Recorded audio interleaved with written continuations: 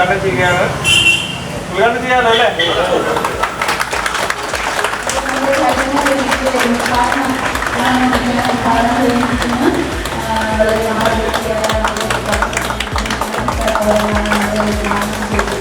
നോക്കാം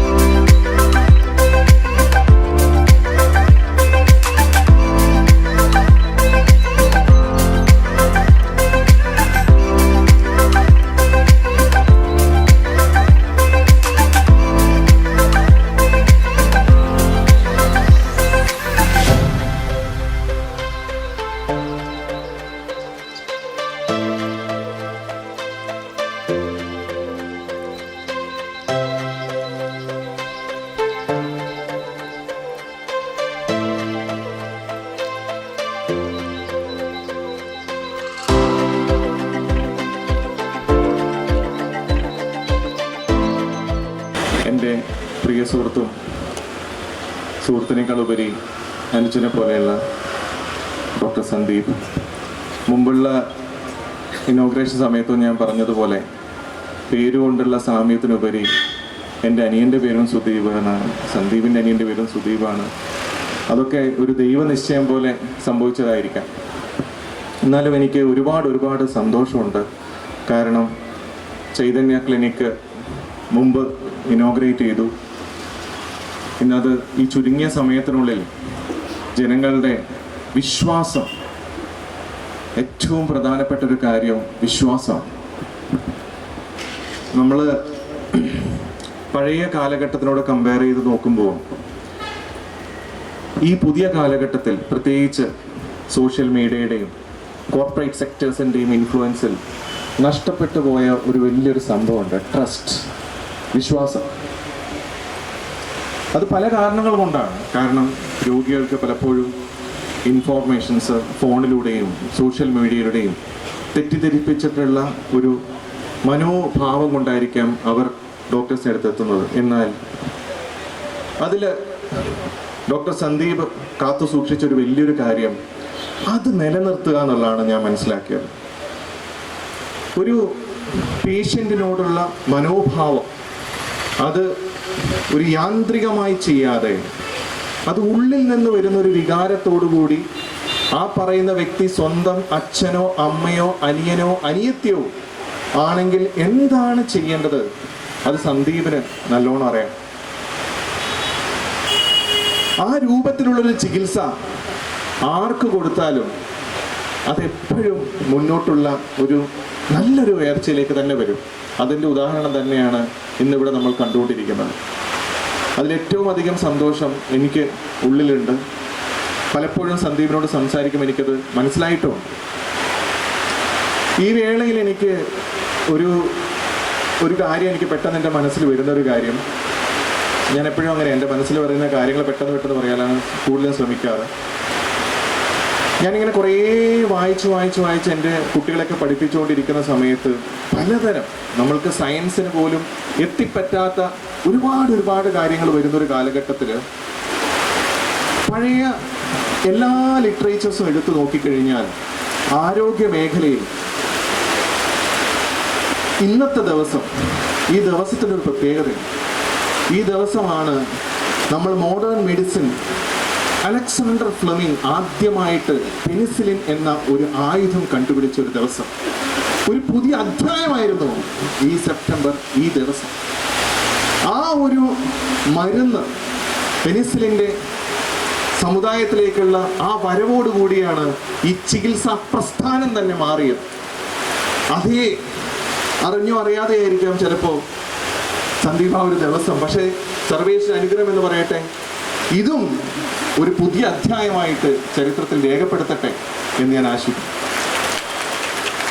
അതുപോലെ നമ്മുടെ ഡോക്ടേഴ്സിന് തന്നെ പലപ്പോഴും അറിയുമെന്നറിയില്ല, നമ്മുടെ ലോകത്ത് ബ്ലൂ സോൺസ് എന്ന് വിശേഷിപ്പിക്കുന്ന 5 സ്ഥലങ്ങളാണ് ലോകത്തുള്ളത്. ബ്ലൂ സോൺസ് എന്ന് നമ്മൾ വിശേഷിപ്പിക്കുന്നത്, നോർമ ശരിയാണെങ്കിൽ, ഓക്കിനാവ Japan, ലോമ Linda United States, Costa Rica, ഇക്കാരിയ, പിന്നെ ഒരു സാർഡീനിയ, ഇറ്റാലി. ഈ 5 പ്രദേശങ്ങളാണ് ലോകത്ത് ജനങ്ങൾ ഏറ്റവും ആരോഗ്യപരമായി ജീവിക്കുന്ന 5 സ്ഥലങ്ങൾ. 5 സ്ഥലങ്ങൾ. ജനങ്ങൾ 100-ന് മുകളിൽ, ആയുസ് 100-ന് മുകളിൽ, അത് വളരെ യങ്ങായി, വെറുതെ 100-ന് മുകളിൽ ജീവിച്ചിട്ട് കാര്യമില്ലല്ലോ, ഹെൽത്തിയായി ആരോഗ്യമുള്ള ശരീരവും മനസ്സോടുകൂടി 100 വയസ്സിന് മുകളിൽ ജീവിക്കുകയും ഏറ്റവും കുറവ് ലൈഫ് സ്റ്റൈൽ ഡിസീസസ്, അതായത് ആരോഗ്യ പ്രശ്നങ്ങൾ, അതായത് ഡയബറ്റിസ്, ഷുഗർ, പ്രഷർ, കൊളസ്ട്രോള്, ഓർമ്മക്കുറവ്, ഇതൊക്കെ ഏറ്റവും കുറവുള്ള 5 പ്രദേശങ്ങളാണുള്ളത്. ഇവരെ ചരിത്രം രേഖപ്പെടുത്തിയിരിക്കുന്നത് ബ്ലൂ സോൺസ് എന്നാണ്. പല ഡോക്ടേഴ്സിനും അത് അറിയുന്നുണ്ടോ എന്ന് എനിക്കറിയില്ല. Blue zones. അപ്പം നമ്മൾ ഒരുപാട് കാര്യങ്ങൾ ഈ മോഡേൺ സയൻസ് കൊണ്ടുവരുമ്പോൾ ഞാൻ ആലോചിക്കുന്നത്, ഈ 5 സ്ഥലത്തെ ജനതകളെ പഠിച്ചാൽ തന്നെ ഒരുപാട് അറിവ് നമുക്ക് കിട്ടും. ഇത് നമ്മൾ പ്രാവർത്തികമാക്കുന്നുണ്ടോ എന്നാണ് ചോദ്യം. ഈ 5 സ്ഥലങ്ങളിലെ ജനതകൾ നമുക്ക് കാണിച്ചു തന്നിട്ടുണ്ട് എങ്ങനെ നമുക്ക് അസുഖത്തെ ചെറുക്കാം, എങ്ങനെ അസുഖം വരാതെ നോക്കാം, എങ്ങനെ നമ്മൾക്ക് നല്ല രീതിയിൽ മുന്നോട്ട് പോകാൻ പറ്റും, നല്ല യങ് ആയിട്ടും ഹെൽത്തി ആയിട്ടും 100-ന് മുകളിൽ എങ്ങനെ ജീവിക്കാം എന്ന് ചരിത്രത്തിൽ ഇപ്പോഴും അവർ കാണിച്ചു തന്നിട്ടുണ്ട്. ഈ ബ്ലൂ സോൺസ്. അടുത്ത സോൺ നമുക്കറിയില്ല, ഇപ്പൊ 100 വർഷത്തിന് ശേഷം നമ്മളൊക്കെ ഉണ്ടാവുമെന്നുള്ളൂ. എന്തായാലും ഈ ചൈതന്യ ക്ലിനിക്ക്, ഈ അത്തോളിയിലെ ഈ ജനങ്ങൾക്ക് ഡോക്ടർ സന്ദീപ് നയിക്കുന്ന ഈ നേതൃത്വത്തിൽ അദ്ദേഹത്തിന്റെ ശ്രമം എന്ന് പറയുന്നത് നിങ്ങൾക്കെല്ലാം നല്ലൊരു ആരോഗ്യമുള്ള ശരീരവും മനസ്സും നൽകി അടുത്ത ബ്ലൂ സോൺ 6ാമത്തെ ചരിത്രത്തിൽ ചിലപ്പോൾ ഈ അത്തോളി നഗരം രേഖപ്പെടുത്താൻ ഇടവരട്ടെ എന്ന് ഞാൻ സർവേശ്വരനോട് പ്രാർത്ഥിക്കുകയാണ്. അതിനു വേണ്ടിയുള്ള മുൻപന്തിയിൽ ഡോക്ടർ സന്ദീപ് അടങ്ങുന്ന ഒരു ലീഡർ, മെന്റർ, അദ്ദേഹം കൊണ്ടുവരട്ടെ. അദ്ദേഹം ഇങ്ങനെ നോക്കുകയാണ്, കോഴിക്കോടുള്ള മേജർ ഹോസ്പിറ്റൽസിൽ പലപ്പോഴും ഡോക്ടേഴ്സിന്റെ സർവീസ് പെരിഫറിൽ എത്തുന്നില്ല. അദ്ദേഹം പലപ്പോഴും തിരക്കുകളുണ്ടായിരിക്കാം നമുക്ക് എത്തിപ്പെടാത്ത, പക്ഷേ അദ്ദേഹം ഓരോ ആളെയും കണ്ടെത്തി അതിനുള്ള എനർജി ഇൻവെസ്റ്റ് ചെയ്ത് അവരെ മെല്ലെ ഇങ്ങോട്ടേക്ക് വന്ന്, അത് ആഴ്ചയിലാണെങ്കിലും മാസത്തിലാണെങ്കിലും ഒന്ന് കൊണ്ടുവന്ന് ജനങ്ങളിൽ ആ കരങ്ങൾ എത്തിക്കുക. കാരണം എന്താണ്? ഏറ്റവും ഇമ്പോർട്ടൻ്റ് ആയിട്ടുള്ള കാര്യം ആദ്യം ഒരു പേഷ്യന്റിന് കൊടുക്കുന്ന ചികിത്സയാണ്, പ്രൈമറി കെയർ. ഒരു പേഷ്യന്റ് വരുന്ന സമയത്ത് അവർ ഇവിടുന്ന് ടൗണിലോട്ട് എത്തി നമുക്ക് തോന്നുന്നതാണ് അവിടെ, പക്ഷെ ആദ്യത്തെ 5-10 മിനിറ്റോ ഇടയിൽ ഒരു പേഷ്യന്റിന് കൊടുക്കുന്ന ആ ട്രീറ്റ്മെന്റ് ആണ് പ്രൈമറി കെയർ. ഞാനിപ്പോൾ ഉള്ളിൽ കയറിയിട്ട് ആകെ ആശ്ചര്യപ്പെട്ടു പോയി. കാരണം ഒരു ക്ലിനിക്ക് എന്ന് ഇന്നാണ് ഞാൻ ആദ്യമായിട്ട് കാണുന്നത്. സന്ദീപ് ക്ലിനിക്ക് എന്നാണ് വിശേഷിപ്പിച്ചത്. ഒരു ഹോസ്പിറ്റലിനെക്കാളും സൗകര്യങ്ങളോടുകൂടെ വെച്ചത്. എനിക്ക് തോന്നുന്നു അദ്ദേഹത്തിന്റെ മനസ്സുകൊണ്ട് ഇനി ഹോസ്പിറ്റലിനൊരു പേര് വെച്ചിട്ട് ആൾക്ക് വേണ്ട, ക്ലിനിക്കായിട്ട് തന്നെ എല്ലാ സൗകര്യങ്ങളും, എക്സ്റേ, ഇൻവെസ്റ്റിഗേഷൻസ്, കിടത്താനുള്ള സൗകര്യം, ഇഞ്ചക്ഷൻ കൊടുക്കാൻ, ഒരു പ്രൈമറി കെയർ കൊടുക്കാനുള്ള എല്ലാ സൗകര്യങ്ങളോടും കൂടി അദ്ദേഹം ഒരു ഹോസ്പിറ്റലിന് തത്തുല്യമായ ഒരു അവസ്ഥ ഉണ്ടാക്കുകയും എന്നാൽ ക്ലിനിക് എന്ന് പേരിടുകയും ചെയ്തു. എന്തൊക്കെയോ ഞാൻ പറഞ്ഞു, മനസ്സിൽ വന്ന കുറേ കാര്യങ്ങൾ പറഞ്ഞു. എന്തായാലും വളരെ സന്തോഷത്തോടുകൂടിയാണ് ഞാൻ ഇവിടെ നിൽക്കുന്നത്.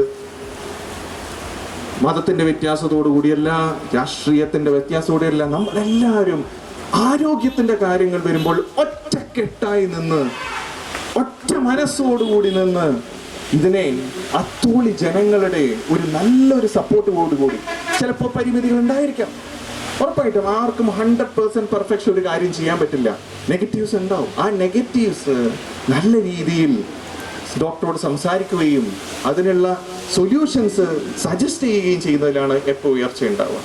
ഇത്രയും പറഞ്ഞ് ഞാൻ എൻ്റെ വാക്കുകൾ നിർത്തുന്നു. എല്ലാ ഐശ്വര്യവും ഉണ്ടാവട്ടെ. Thank you. കൊടക്കല് പഞ്ചായത്ത് ഓഫീസിന് സമീപത്തായിരുന്നു നമ്മുടെ സന്ദീപ് ഡോക്ടറുടെ ക്ലിനിക്ക് ആദ്യമായി തുടങ്ങിയത്. അന്ന് തൊട്ട് ജനങ്ങളുടെ മനസ്സിൽ നല്ലൊരു ഡോക്ടർ എന്ന നിലയിൽ സ്ഥാനം നേടാൻ സന്ദീപ് ഡോക്ടർക്ക് സാധിച്ചിട്ടുണ്ട്. എന്ന് വെച്ചാൽ ഏതൊരു വ്യക്തിയും, ഞാനൊക്കെ ഡോക്ടറെ അടുത്ത് പോകുന്ന ഒരാളാണ്, ഏതൊരു വ്യക്തിയും ചെന്നാൽ ഡോക്ടറുടെ സംസാര രീതി, അതുപോലെ തന്നെ രോഗി പരിചരണം എല്ലാം നല്ല രീതിയിൽ നടത്തുന്നതിനാണ് നമ്മുടെ സന്ദീപ് ഡോക്ടർക്ക് ജനങ്ങളുടെ മനസ്സിൽ ഇടം നേടാൻ സാധിച്ചത്. അവിടുന്നാണ് നമ്മളിപ്പോൾ കൊടക്കലിലേക്ക് ഡോക്ടറുടെ ക്ലിനിക്ക് മാറിയിരിക്കുന്നത്. ഇനിയും ഡോക്ടർക്ക് ജനങ്ങളുടെ ഇടയിൽ ഇടം നേടാൻ സാധിക്കട്ടെ, നല്ല രീതിയിലുള്ള ചികിത്സാ സൗകര്യം ഏർപ്പെടുത്താൻ സാധിക്കട്ടെ എന്ന് ആശംസിക്കാം. നമുക്കറിയാം, ഇപ്പോൾ നമ്മുടെ ആതുര സേവന രംഗങ്ങളെല്ലാം കച്ചവട മാഫിയ ലോകത്തേക്ക് പോകുന്ന കാലഘട്ടത്തിലൂടെയാണ് ഇങ്ങനെ നമുക്ക് സന്ദീപ് ഡോക്ടറുടെ ഇങ്ങനെ ഒരു ക്ലിനിക്ക് നമ്മുടെ അത്തോളിയിൽ തന്നെ നടത്താൻ സാധിച്ചത്. എന്തായാലും ഡോക്ടർക്ക് ഇനിയും നല്ല ഭാവി മുന്നോട്ട് പോകാൻ സാധിക്കട്ടെ എന്ന് പ്രാർത്ഥിച്ചുകൊണ്ട് ഈ പരിപാടിക്ക് എല്ലാവിധ ആശംസകളും അർപ്പിച്ചുകൊണ്ട് നിർത്തുന്നു. നന്ദി, നമസ്കാരം. ഡോക്ടർ തന്നെയാണ്. പക്ഷേ എനിക്ക് നിങ്ങളോട് പറയാനുള്ളതെന്ന് വെച്ചാൽ, ഇവിടെ സൗജന്യ ക്യാമ്പുകളും അതുപോലെ തന്നെ ഹോസ്പിറ്റലും മറ്റു കാര്യങ്ങളൊക്കെ വരുമ്പോൾ ഒരു നാട്ടിൽ ഒരു ക്ലിനിക്ക് വന്നു കഴിഞ്ഞാൽ അതിൻ്റെ അർത്ഥം അവിടെ ആളുകൾ പ്രധാനമായിട്ട് കുറേ ആളുകൾക്ക് രോഗികളായി തീർന്നു എന്നതിൻ്റെ അർത്ഥം. നമ്മളിവിടുത്തെ ഏറ്റവും വലിയ പ്രശ്നം എന്ന് വെച്ചാൽ ജീവിതശൈലി രോഗങ്ങളാണ്. ഒരു രോഗി ഒരാളെങ്ങനെ രോഗിയാകുമെന്ന് ചോദിച്ചാൽ ഒരുപക്ഷെ 20-25% മാത്രമേ രോഗാണുക്കളിലൂടെ ഉണ്ടാകുന്നുള്ളൂ. ബാക്കി 70% നമ്മൾ സ്വയം ഉണ്ടാക്കിയെടുക്കുന്ന രോഗങ്ങളാണ്. നമ്മൾ തന്നെയാണ് നമ്മളെ രോഗികളാക്കുന്നത്. അപ്പോൾ അതുകൊണ്ട് ഇതുപോലത്തെ സൗജന്യ ക്യാമ്പുകളൊക്കെ വന്നു കഴിയുമ്പോൾ അല്ലെങ്കിൽ അതുപോലത്തെ അവസരങ്ങൾ കിട്ടുമ്പോൾ നിങ്ങളുടെ ഹെൽത്തിനെ കുറിച്ച് ചെക്ക് ചെയ്യാം. അതിനകത്ത് നമുക്കറിയാൻ പറ്റും, പലപ്പോഴും നമ്മൾ രോഗികളായതിനു ശേഷമാണ് ആശുപത്രികളിൽ എത്താറ്. എന്ത് രോഗത്തിനും ചികിത്സ കിട്ടുമെന്നാണ് നമ്മുടെ വിശ്വാസം. പക്ഷേ ഒരു ഹോസ്പിറ്റലും നമ്മളെ നന്നാക്കാൻ വേണ്ടിയിട്ടല്ല ഇരിക്കുന്നത്, അത് ഒരു ബിസിനസ്സായി മാറിക്കൊണ്ടിരിക്കുകയാണ് ഈ ആതുര സേവനമൊക്കെ. അപ്പോൾ നമ്മൾ ഹോസ്പിറ്റലുകളിൽ എത്താതിരിക്കണമെങ്കിൽ എന്ത് ചെയ്യണം? നമ്മളെക്കുറിച്ച് നമുക്കൊരു ധാരണ വേണം. ഏകദേശം എങ്ങനെയാണ് ഒരാൾ രോഗിയാവുന്നത്? അതിൽ പ്രധാനമായ സംഭവം നമ്മുടെ ജീവിത ശൈലിയാണ്. പ്രത്യേകിച്ച് പറഞ്ഞാൽ ഇന്നത്തെ കാലത്ത് എല്ലാവരും ഭയങ്കര സ്ട്രെസ്സാണ് അല്ലേ. പണ്ടൊക്കെ നമുക്ക് ഇത്രയും സൗകര്യങ്ങൾ ഉണ്ടായിരുന്നില്ല, ഇത്രയും വാഹന സൗകര്യങ്ങളോ മൊബൈൽ ഫോൺസിന്റെ ഉപയോഗമോ ലിഫ്റ്റുകളോ ഇങ്ങനെയൊന്നും ഉണ്ടായിരുന്നില്ല. അപ്പൊ അതുകൊണ്ട് തന്നെ നമ്മളൊക്കെ ആരോഗ്യവാന്മാരായിരുന്നു. ഭക്ഷണം കഴിക്കുക, ആ കഴിക്കുന്ന ഭക്ഷണം ദഹിക്കാനുള്ള എന്താ പറയുക വ്യയങ്ങൾ നമ്മൾ ചെയ്യുമായിരുന്നു. ഇന്ന് അതല്ല, ഇന്ന് ആവശ്യത്തിലേറെ ഭക്ഷണമാണ്. അതിനേക്കാളേറെ നമുക്കൊന്നും വലിയ ജോലിയുമില്ല. പക്ഷെ നമ്മളെല്ലാം ഭയങ്കര തിരക്കിലാണ്. തൊട്ടടുത്ത മൊബൈൽ ഫോണിൽ നമുക്ക് ആളുകളെ കാണാൻ പറ്റും. പണ്ടൊക്കെ നമുക്ക് ആൾക്കാരെ കാണണമെങ്കിൽ പലപ്പോഴും വിരുന്ന് പോകുമ്പോഴോ വിരുന്നായി വരുമ്പോഴൊക്കെ ആയിരുന്നു. ഇന്നതല്ല, ഇന്ന് സെക്കൻഡുകൾ കൊണ്ട് അമേരിക്കയിലുള്ള ആളാട് പോലും നമുക്ക് നേരിട്ട് കണ്ട് സംസാരിക്കാനുള്ള സമയമുണ്ട്, അതിനുള്ള സൗകര്യമുണ്ട്. പക്ഷെ നമുക്കിതൊന്നും സമയമില്ല. ഇതിൽ തന്നെ എത്ര പേര് നമ്മുടെ ആരോഗ്യ പരിപാലനത്തിന്റെ ഭാഗമായി ഒരു അരമണിക്കൂർ നമുക്ക് വേണ്ടി ചെലവഴിക്കുന്നു എന്ന് പറയാമോ? 24 മണിക്കൂറാണ് ഒരാൾക്ക്. അതിനകത്ത് ഏകദേശം ഉറക്കം ഒരു 10 മണിക്കൂർ പോയാലും ബാക്കി 14 മണിക്കൂറുണ്ട്. അതിനകത്ത് 10 മണിക്കൂർ നമ്മുടെ ജോലിക്കും മറ്റു ആവശ്യങ്ങൾക്ക് ചെലവഴിച്ചാലും ബാക്കി 4 മണിക്കൂറുണ്ട്. ഈ 4 മണിക്കൂറിനുള്ളിൽ നമുക്ക് വേണ്ടി അരമണിക്കൂർ ചെലവഴിക്കുന്ന എത്ര പേരുണ്ട്? നമ്മുടെ ശരീരത്തെ ശ്രദ്ധിക്കാം. Very good. എന്ന് നിങ്ങൾ ഇതുപോലെ മൊത്തമായിട്ട് ആളുകളും എൻ്റെ ശരീരത്തിന് വേണ്ടി എനിക്ക് വേണ്ടി ചെലവഴിക്കുന്നു എന്ന് പറയുമ്പോൾ ആ നാട് ആരോഗ്യവാന്മാരുടെ നാടായി മാറും. അതില്ലാത്ത ബഹുഭൂരിപക്ഷവും ഇതുപോലെ ഇരിക്കുമ്പം, ഇങ്ങനെ അലസതയിൽ നിൽക്കുമ്പോൾ നിങ്ങൾ നാളത്തെ രോഗികളാണ്. അപ്പോൾ എൻ്റെ ഒരു സന്തോഷം എന്ന് വെച്ചാൽ, ഞാനൊരു ഹോസ്പിറ്റലിലെ മാനേജറാകുമ്പോൾ കുറേ രോഗികളാവാൻ ചാൻസ് ഉള്ള ആളുകൾ ഇവിടെ ഉണ്ട് എന്നുള്ളൊരു ധൈര്യം എനിക്കുണ്ട്. അപ്പോൾ അതുകൊണ്ട് എനിക്ക് നിങ്ങളോട് പേഴ്സണലി പറയാനുള്ളത്, ആശുപത്രിയിലേക്ക് എത്തുന്നതിന് മുമ്പ് രോഗികളാവാതിരിക്കാൻ നിങ്ങൾ ശ്രദ്ധിക്കുക. നിങ്ങളുടെ ജീവിത ശൈലികൾ ശ്രദ്ധിക്കുക. മിനിമം ഒരു അരമണിക്കൂർ വേർക്കുന്ന രീതിയിലുള്ള വ്യായാമങ്ങൾ എന്തെങ്കിലുമൊക്കെ ചെയ്യാം. വളരെ അപൂർവങ്ങളിൽ അപൂർവമായ ഒരു കാര്യമാണ് ഇവിടെ സംഭവിച്ചിട്ടുള്ളത്. ഒരു ഡോക്ടർ, സന്ദീപ് ഡോക്ടർ തുടങ്ങിയ ഒരു ക്ലിനിക്കിൻ്റെ ഉദ്ഘാടനം ചെയ്തത് മറ്റൊരു സന്ദീപ് ഡോക്ടറാണ്. മാത്രമല്ല, നമ്മൾ എത്രയോ ഉദ്ഘാടനങ്ങളിൽ പങ്കെടുത്തിട്ടുള്ള ആളുകളാണ്. അതൊക്കെ വന്ന് ഒരു നാട മുറിച്ച് അവരങ്ങ് പോകും. പക്ഷേ ഒരു ക്ലിനിക്കിൻ്റെ അനിവാര്യതയെക്കുറിച്ച് വളരെ കൃത്യമായി നമുക്ക് മുമ്പിൽ തുറന്നു പറഞ്ഞു തന്ന ഒരു ഉദ്ഘാടകനെയാണ് നമുക്ക് അത്തോളിയിൽ കിട്ടിയിട്ടുള്ളത്. അനുദിനം വളർന്നുകൊണ്ടിരിക്കുന്ന അത്തോളിയിൽ ഒട്ടേറെ ക്ലിനിക്കുകളും മെഡിക്കൽ കോളേജുകളുമൊക്കെ ഇവിടെയുണ്ട്. പക്ഷേ വളരെ ചെറുതാണെങ്കിലും വളരെ നല്ല സംവിധാനങ്ങളോട് കൂടിയിട്ടാണ് ഈ ഒരു ക്ലിനിക്ക് ഇവിടെ ആരംഭിച്ചിട്ടുള്ളത്. ഇതിൻ്റെ ഉദ്ഘാടനം കഴിഞ്ഞു. എല്ലാ മുറികളുമൊക്കെ സന്ദർശിച്ച ഘട്ടത്തിൽ എനിക്ക് തോന്നിയത് വലിയ വലിയ ഹോസ്പിറ്റലുകളിൽ, ഞാൻ ഒരുപാട് ഹോസ്പിറ്റലുകളിൽ വിവിധ രാജ്യങ്ങളിലും പോയിട്ടുണ്ട്, അത്രക്ക് മനോഹരമായി അതിനെയൊക്കെ അവിടെ ഘടിപ്പിച്ച് വെച്ചിട്ടുണ്ട്. സന്ദീപ് ഡോക്ടറെ കുറിച്ച് എനിക്ക് കഴിഞ്ഞ ഒരുപാട് കാലമായിട്ട് അറിയാവുന്ന ഒരാളാണ്. അദ്ദേഹം അത്തോളി NRI ഫോറത്തിൻ്റെ ക്ലിനിക്കിൽ ജോലി ചെയ്യുന്ന സമയത്ത് അവിടേക്ക് എത്തിയിട്ടുള്ള ആളുകളൊക്കെ അദ്ദേഹത്തിനെ കാണാൻ വേണ്ടി വന്ന ആളുകളാണ്. അദ്ദേഹത്തിൻ്റെ പരിചരണം ആ രീതിയിലാണ്. പല ഡോക്ടറുടെ അടുത്തും നമ്മൾ പോയി കഴിഞ്ഞാൽ ചിലപ്പോൾ പരിശോധിക്കുകയും ഇല്ല. എന്താന്ന് 3-4 ചോദ്യം ചോദിക്കും. ആ ചോദ്യത്തിനനുസരിച്ചുള്ള ഒരു കുറിപ്പ് തരും. പക്ഷെ അതിൽ നിന്ന് വളരെ വ്യത്യസ്തമായി ഒരു രോഗിക്ക് എന്താണ് അടിസ്ഥാനപരമായിട്ട് ആവശ്യമുള്ളത് എന്ന് മനസ്സിലാക്കി ആ രോഗി വന്ന് തിരിച്ചു പോകുമ്പോൾ നടക്കാൻ കഴിയാത്ത രീതിയിൽ വന്ന രോഗി പോലും കിടത്തുനിന്ന് എഴുന്നേറ്റ് ഓടിപ്പോകുന്ന രീതിയിൽ ഞാൻ എത്രയോ കണ്ടിട്ടുള്ളത്. ഞാൻ അതിൻ്റെ ചെയർമാനായിട്ട് ഇപ്പോഴും ഉള്ള ഒരാളാണ്. അവിടെ നിന്നാണ് അദ്ദേഹം ഇങ്ങോട്ട് വരുന്നത്. എനിക്ക് തന്നെ എൻ്റെ അനുഭവത്തിൽ ഒരുപാട് കാര്യങ്ങൾ പറയാനുണ്ട്. ഞാൻ ഏറ്റവും സൂക്ഷ്മമായി ജീവിച്ച എൻ്റെ ഒരു കാലഘട്ടം എന്ന് പറയുന്നത് ഹജ്ജിന് പോകുന്ന സമയത്താണ്. അതിനുള്ള മുന്നൊരുക്കങ്ങൾ എന്ന് പറയുന്നത് ഒരുപാട് കാര്യങ്ങൾ ചെയ്ത് അതിൻ്റെ സൂക്ഷ്മതയിൽ നീങ്ങുമ്പോൾ നമുക്ക് പെട്ടെന്നുണ്ടാകുന്ന രോഗങ്ങൾ നമ്മളെ വല്ലാതെ അലോസരപ്പെടുത്തും. എൻ്റെ മുട്ടിന് ഒരു വേദന വന്നപ്പോൾ ഞാൻ സന്ദീപ് ഡോക്ടറെ അടുത്ത് ചെന്നപ്പോൾ, പ്രയാസപ്പെടേണ്ട, എക്സ്റേ ഒക്കെ എടുത്ത്, ഒന്നും പ്രയാസപ്പെടേണ്ട, ഇത് 2-3 ദിവസം കൊണ്ട് മാറാവുന്ന രോഗമേ ഉള്ളൂ, നിങ്ങൾക്ക് എത്ര വേണമെങ്കിലും നടക്കാം, ചാടാം, ഓടാം, അതിനുള്ള ഇതൊന്നും ഇതിനില്ല എന്ന് പറയുന്നതോടുകൂടി തന്നെ നമ്മൾ അവിടുന്ന് എന്താണ് അതിനെക്കുറിച്ചുള്ള ആ കാര്യങ്ങളൊക്കെ പേടിയൊക്കെ അവസാനിക്കുകയാണ്. അപ്പോൾ എല്ലാവർക്കും ഇതുപോലെ ഒരുപാട് കാര്യങ്ങൾ ഡോക്ടറെ കുറിച്ച് പറയാനുണ്ടാവും. ഏതായാലും നേരത്തെ ഉദ്ഘാടകൻ സൂചിപ്പിച്ചതുപോലെ ഇതൊരു ക്ലിനിക്കല്ല, ഇതൊരു ഹോസ്പിറ്റലാണ്. 24 മണിക്കൂറും പ്രവർത്തിക്കുന്ന ഒരു ക്ലിനിക്ക്. ആ ക്ലിനിക്ക് ഭാവിയിൽ വലിയ രീതിയിൽ വലിയ ഹോസ്പിറ്റലുകളെ വെല്ലുന്ന രീതിയിൽ കൊണ്ടുപോകാൻ നമ്മുടെ സന്ദീപ് ഡോക്ടർക്കും അദ്ദേഹത്തോടൊപ്പം നിൽക്കുന്ന അദ്ദേഹത്തിൻ്റെ കുടുംബത്തിനും അവരോടൊപ്പം ചേർന്ന് നിൽക്കുന്നവർക്ക് കഴിയുമെന്ന് ഞാൻ വിശ്വസിക്കുന്നുണ്ട്. അതുകൊണ്ട് തന്നെ നമ്മൾ ചെയ്യേണ്ടത് രോഗികളാകാനുള്ള കാര്യമല്ല, രോഗികളായിട്ട് ചെല്ലുന്നതിനപ്പുറം രോഗമില്ലാതെ രോഗം വരാതിരിക്കാനുള്ള കാര്യങ്ങൾ അതുകൂടി ഇടയ്ക്കിടയ്ക്ക് ഇങ്ങനെ ആളുകളൊക്കെ വിളിച്ചു വരുത്തി അവരെ ബോധവൽക്കരിക്കാൻ കൂടിയുള്ള കാര്യങ്ങൾ ചെയ്യുന്നതോടൊപ്പം ഇടയ്ക്കിടയ്ക്കൊക്കെ എന്തെങ്കിലും ഒരു ക്യാമ്പും കാര്യങ്ങളൊക്കെ നടത്തി പാവപ്പെട്ട നിരാലംബരായ നിരാശ്രയരായ രോഗികൾക്ക് സഹായമേകുന്ന രീതിയിൽ അവരോടൊപ്പം ചേർന്ന് നിൽക്കും എന്നുള്ള ഉറപ്പെനിക്കുണ്ടെങ്കിലും അത്തരം കാര്യങ്ങളുമായി മുന്നോട്ട് പോകാൻ ഈ സ്ഥാപനത്തിന് കഴിയട്ടെ എന്ന് മാത്രം ആശംസിച്ചുകൊണ്ട് ഈ പരിപാടിക്ക് എല്ലാവിധ ആശംസകളും നേർന്നുകൊണ്ട് ഞാൻ എൻ്റെ വാക്കുകൾ നിർത്തുന്നു. ജയ് ഹിന്ദ്. ചൈതന്യ ക്ലിനിക്കിൻ്റെ ഉദ്ഘാടനം നിർവഹിച്ചു കഴിഞ്ഞു. ഇപ്പോൾ ഇവിടെ ഓരോരുത്തർ പറഞ്ഞതുപോലെ തന്നെ ഡോക്ടറിൻ്റെ സമീപനവും അതുപോലത്തെ അതാണ് നമ്മളെ വിശ്വാസം. ഇപ്പോൾ ഒരു നിരാലംബരായ രോഗികൾ നമ്മൾ ഹെൽത്ത് സെൻ്ററിനെ അവിടെ പോയി നിങ്ങൾ മരുന്ന് വാങ്ങിക്കോ, ഡോക്ടറെ കണ്ടോ എന്ന് പറയുമ്പോൾ അതിലും ഒരു വിശ്വാസം അർപ്പിച്ചു കഴിഞ്ഞ ഡോക്ടറാണ് സന്ദീപ്. നമ്മൾ സാധാരണ അവരോട് പറയാനെന്ന് വെച്ചാൽ നിങ്ങൾക്ക് ഒരു പൈസ പോലും ഇല്ലാതെ അവിടെ പോയി ചെയ്യാമെന്നുള്ള ഒരു ഉദ്ദേശത്തിലായിരിക്കും നമ്മൾ അങ്ങോട്ട് പറയുക. എന്നിരുന്നാലും നമ്മളോട് ഇങ്ങോട്ട് പറയുന്നത് അല്ല, സന്ദീപ് ഡോക്ടറെ അടുത്തേക്ക് പോയാൽ എനിക്ക് നല്ല വ്യത്യാസമുണ്ട്. അത്ര ഒരു ആത്മാർത്ഥമായ വിശ്വാസമാണ് ഈ ഡോക്ടറിൽ നിന്നും ഇവിടെയുള്ള ജനങ്ങൾക്ക് കിട്ടുന്നത്.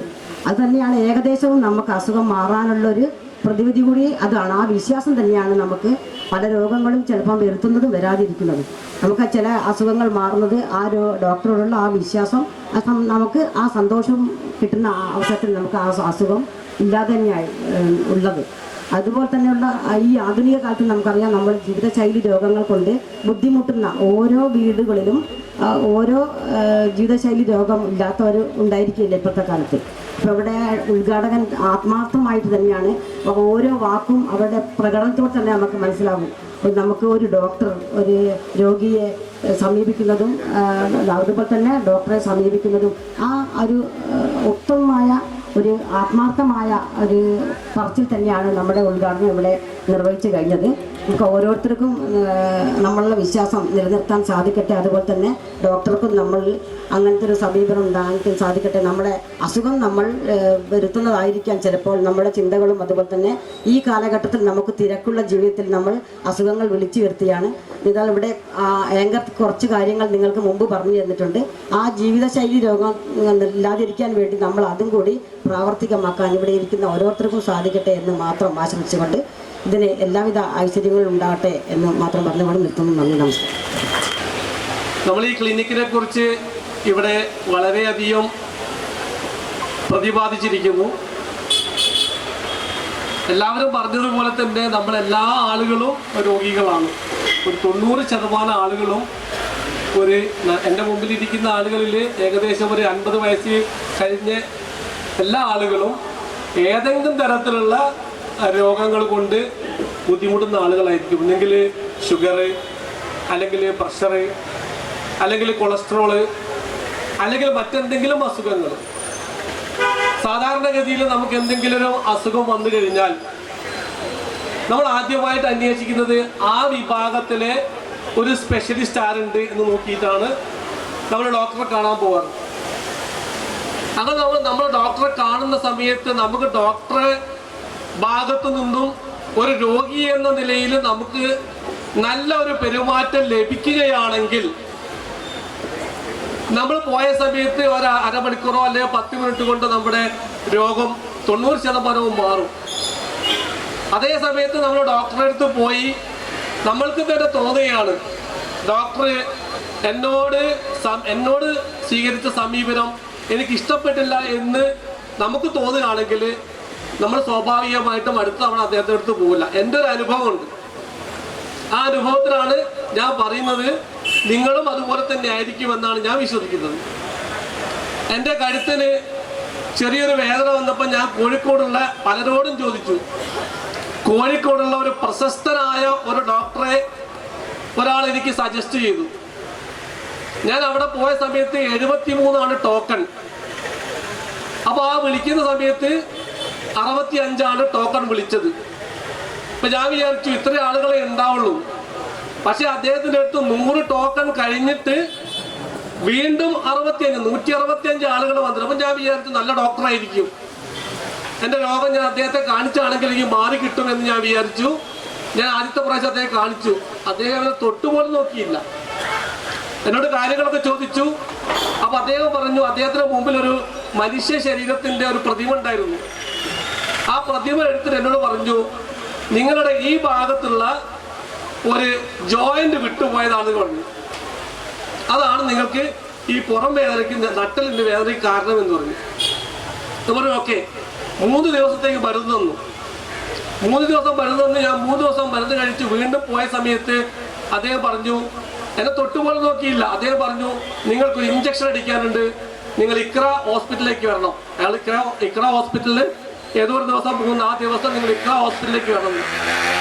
അപ്പോൾ എനിക്ക് മനസ്സിലായി അത് സ്റ്റിറോയിഡ് അടിക്കാനുള്ള ഒരു സംവിധാനമായിരിക്കുമെന്ന് എനിക്ക് മനസ്സിലായി. ആരോ എനിക്ക് പറഞ്ഞതുണ്ട്. എനിക്ക് ഈ മെഡിക്കൽ സയൻസ് ഒന്നും വലിയ ഇതൊന്നുള്ള ആളല്ല, വലിയ അറിവൊന്നുള്ള ആളല്ല. പക്ഷെ ആരോ ഒന്ന് പറഞ്ഞു നിങ്ങൾ പോകരുത്, അത് സ്റ്റിറോയിഡ് അടിച്ചിട്ട് നിങ്ങളെ വേദന മാറ്റാനുള്ള സംവിധാനമാണ്. ഞാൻ ആ സമയത്തിന്റെ പുറത്ത് വന്ന് ആ പ്രിസ്ക്രിപ്ഷൻ കീറിക്കളഞ്ഞു. ഞാൻ പോയില്ല. പിന്നീട് വേറൊരു ഡോക്ടറെ അടുത്ത് പോയ പോയ സമയത്ത് ഒരാഴ്ച കൊണ്ട് എനിക്ക് ആ വേദന മാറി. എന്താണ് കാരണം? ആ ഡോക്ടറുടെ സമീപനമാണ്. ഒരു ഡോക്ടർ നമ്മളോട് എങ്ങനെയാണോ സമീപിക്കുന്നത്, നമ്മൾ പനിക്കൊക്കെ പോയ സമയത്ത് പണ്ടൊക്കെ നമുക്കറിയാം, പനി വന്ന് ഡോക്ടറടുത്ത് പോയി ഡോക്ടറെ കാണിച്ച് തിരിച്ചു വരുമ്പോൾ പനി മാറും. പനി മാറി തിരിച്ചു വരുമ്പോൾ വിചാരിക്കും അയ്യോ ഡോക്ടറെ അടുത്ത് പോകണ്ടേ എന്ന്, വെറുതെ പൈസ പോയല്ലോ. പക്ഷേ പൈസ പോയതല്ല, നമുക്ക് ഡോക്ടറെ അടുത്ത് പോയി ഡോക്ടറുടെ ആ സമീപനം നമുക്ക് ഇഷ്ടപ്പെട്ടത് കൊണ്ടാണ് 90% നമുക്ക് പനി മാറുന്നത്. 2 ദിവസം ഗുളിക കുടിക്കും, 5-6 ദിവസത്തേക്ക് നമുക്ക് ഗുളിക തന്നിട്ടുണ്ടാവും. ആ 2 ദിവസം കൊണ്ട് നമ്മൾ ഗുളിക കുടിച്ച് ബാക്കിയുള്ള ഗുളി നമ്മൾ കഴിക്കാതെ നമ്മുടെ പനി മാറി. ഞാൻ പറഞ്ഞു വന്നത്, അത്തരത്തില് രോഗികളോട് നല്ല സമീപനം പുലർത്തുന്ന ഒരു ഡോക്ടറാണ് സന്ദീപ് ഡോക്ടർ എന്ന് പറഞ്ഞു വരാൻ വേണ്ടിയിട്ടാണ്. ഞാൻ പലപ്പോഴും ഡോക്ടറെ അടുത്ത് പോയിട്ടുണ്ട്. എനിക്ക് കഴിഞ്ഞ ഒരു സമയത്ത് ഇവിടെ ഒരു ആക്സിഡന്റ് ഉണ്ടായിരുന്നു. ആക്സിഡന്റ് ആയിട്ട് കൈ പൊട്ടിയായിരുന്നു. ആ കൈ പൊട്ടിയതിന് ശേഷം അത് ഏകദേശം സുഖമായ സമയത്ത് എനിക്ക് ഈ കൈന്റെ ഷോൾഡർ വേദന വന്നപ്പോൾ ഞാൻ ഡോക്ടറെ അടുത്താണ് പോയത്. ഡോക്ടർ പറഞ്ഞു, നേരത്തെ സാജിത്ത് പറഞ്ഞതുപോലെ പറഞ്ഞു, ഒരു വിഷമം വേണ്ട, ഇത് മാറും, ഒരു ഗുളിക എഴുതി തന്നു. അങ്ങനെ രോഗികളോട് നല്ല രീതിയിലുള്ള സമീപനം പുലർത്തുന്ന ഡോക്ടർമാരാണ് നമുക്ക് ആവശ്യമുള്ളത്. അല്ലാതെ ദന്തഗോപുരങ്ങളിൽ ഇരുന്ന് രോഗികളെ നേരത്തെ പറഞ്ഞതുപോലെ കച്ചവട സ്ഥാപനമാക്കി രോഗി അതിനൊരു ഉപാധിയാക്കി മാറ്റുന്ന ഡോക്ടർമാരെയല്ല നമുക്ക് വേണ്ടത്. സന്ദീപ് ഡോക്ടർ പോലെയുള്ള ജനങ്ങളോട് നല്ല രീതിയിൽ പെരുമാറുന്ന, രോഗികളോട് നല്ല രീതിയിൽ പെരുമാറുന്ന ഒരുപാട് ഡോക്ടർമാർ സന്ദീപ് ഡോക്ടർക്ക് ശേഷം അത്തോളിയിൽ വരട്ടെ എന്ന് ആശംസിക്കുന്നു. അത്തോളിയുടെ ഒരു മുഖച്ഛായ ഈ സന്ദീപ് ഡോക്ടറുടെ ഈ ക്ലിനിക്കായി മാറട്ടെ എന്ന് മാത്രം ആശംസിച്ചുകൊണ്ട് നിർത്തുന്നു. നന്ദി, നമസ്കാരം.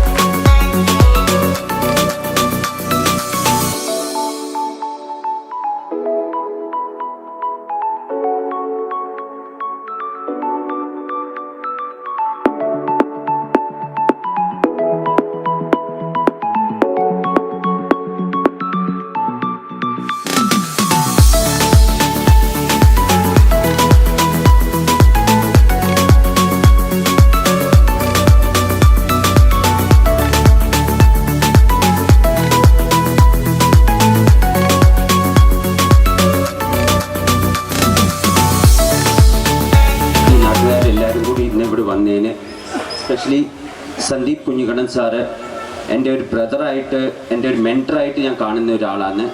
എനിക്ക് എന്തെങ്കിലും സംശയങ്ങളോ ലൈഫിലാണെങ്കിലും എൻ്റെ ജീവിതത്തിൽ ഒരു സ്ഥാപനം മുന്നോട്ട് കൊണ്ടുപോകുമ്പോൾ കുറേ പ്രശ്നങ്ങളും ടെൻഷനും ഉണ്ടാവും. ആ പ്രശ്നങ്ങൾ വരുന്ന സമയത്ത് എനിക്ക് എൻ്റെ മനസ്സ് തുറന്ന് കാര്യങ്ങൾ ചോദിക്കാനും എന്നെ ഗൈഡ് ചെയ്യാനും അതെനിക്ക് കിട്ടിയ ഏറ്റവും വലിയ ഭാഗ്യമായിട്ടാണ് ഞാൻ കാണുന്നത്. Sandeep sir, thank you sir once again for coming. And എല്ലാവർക്കും അറിയാം, എനിക്ക് മലയാളം അത്രയും സംസാരിക്കാനൊന്നും അറിഞ്ഞുകൂടാ, സ്പീച്ച് തരാനൊന്നും എനിക്ക് അറിഞ്ഞുകൂടാ. പക്ഷേ എനിക്ക് പേഷ്യൻ്റ് രോഗികളെ നോക്കുന്ന പോലെ അല്ല ഒരു സ്പീച്ച് തരുന്നത്. ഒരു ഇത് അത്രയും ഞാൻ ഇന്ന് ഭയങ്കര ഇമോഷണൽ ഒരു ഡേ ആണ്. പക്ഷേ ഈ വന്ന നാട്ടുകാരും എന്നെ സ്നേഹിക്കുന്ന ആൾക്കാരോടും ഒരുപാട് നന്ദിയുണ്ട്. ഇനിയും ഞാൻ മുന്നോട്ട് ആ വിശ്വാസം നിങ്ങളുടെ തകർക്കാതെ ഇനിയും മുന്നോട്ട് ഇത് നല്ല നിലയിൽ കൊണ്ടുവരാൻ പറ്റുമെന്ന് വിശ്വസിക്കുന്നു. എല്ലാവരുടെയും പ്രാർത്ഥന ഉണ്ടാകണം. നന്ദി, നമസ്കാരം.